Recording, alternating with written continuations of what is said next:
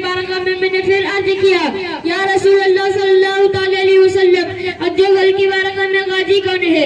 प्यारे आका सल्लल्लाहु अलैहि वसल्लम इरशाद फरमाते हैं, गाजी वो है जो काफिर मुशरिकीन पर इतने ताल्लु चलाए कि तलवार टूट जाए, खून में रंगा आ जाए, इसके बढ़कर है कोई गाजी?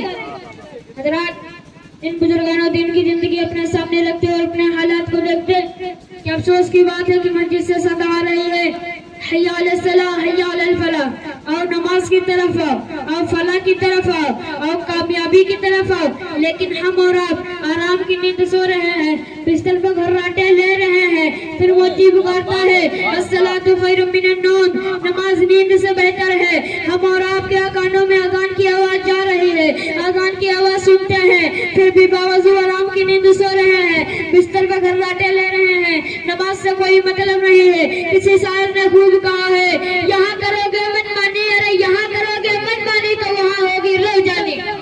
परवरदिगार आलम कुरान मुक़द्दस में इरशाद फरमाता है, इन्नल्लज़ीना आमनु बिस्सब्रि वस्सलात, कहीं इस अंदाज में जिक्र किया जाता है आकिमुस्सलात व आतुज़ ज़कात, और कहीं यूं इरशाद फरमाता है कद अफ़लह मन तज़क्का व ज़करा इस्म रब्बिही फसल्ला।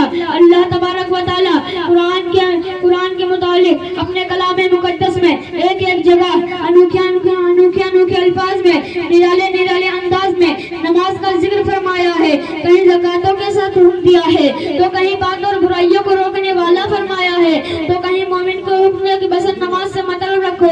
यही वजह थी जनाब मोहम्मद रसूलुल्लाह सल्लल्लाहु अलैहि वसल्लम को जब कोई मुश्किल आते तो नमाज की तरफ चल पड़ते थे। हज़रात, नमाज को जन्नत में जाने का हुक्म होगा, और जब नमाज जन्नत में दाखिल होगे तो उनसे पूछा जाएगा तुम्हारी नमाज का क्या हाल था? वो कहेंगे हमें अज़ान सुनाई देते, उससे पहले मस्जिद में हाजिर रहता था। फिर दूसरे घर दाखिल होंगे, उनसे पूछा जाएगा तुम्हारी नमाज का क्या हाल था? वो कहेंगे हमें अज़ान सुनाई देते, फौरन मस्जिद में हाजिर हो जाते थे। फिर तीसरे घर दाखिल होंगे, उनसे पूछा जाएगा तुम्हारी नमाज का क्या हाल था?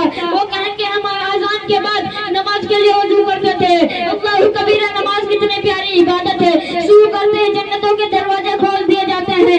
चुनांचे हज़रत उमर रज़ियल्लाहु तआला अन्हु इरशाद फरमाते हैं, जब कोई बंदा नमाज के लिए खड़ा होता है तो उसके और उसके महबूब के दरमियान सारे पर्दे हटा दिए जाते हैं। अल्लाह तबारक व तआला अपने कलाम मुक़द्दस में इरशाद फरमाता है, फज़कुरूनी अज़कुरुकुम, तुम मेरा जिक्र करोगे मैं तुम्हारा जिक्र करूंगा, तुम मुझे याद करोगे मैं तुझे याद करूंगा, तुम मेरा चर्चा करोगे मैं तुम्हारा चर्चा करूंगा।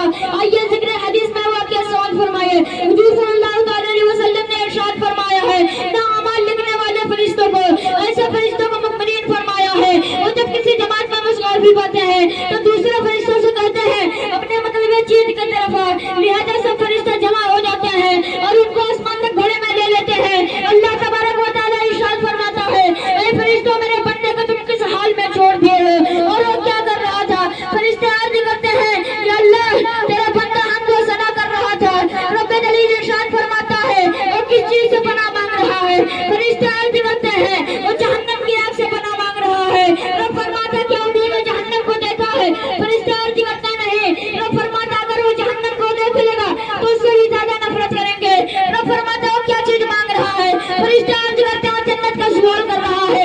रब फरमाता क्या उन्होंने जन्नत को देखा है? फरिश्ते अर्ज करते नहीं। रब फरमाता अगर वो जन्नत को देख लेगा तो उसके हाल क्या होंगे? फरिश्ते अर्ज करते हैं अगर वो जन्नत को देख लेगा तो उससे भी ज्यादा चाहेंगे।